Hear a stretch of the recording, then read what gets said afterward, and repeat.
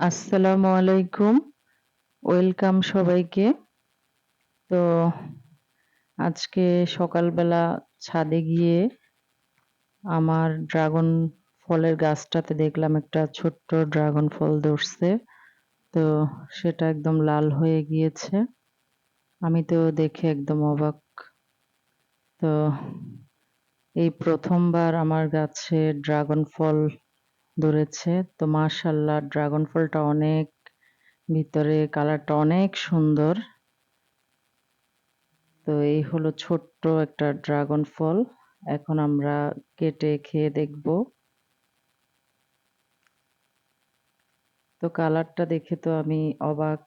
এত সুন্দর কালার হয়েছে। ছোট হলেও নিজের গাছের একটা ফল।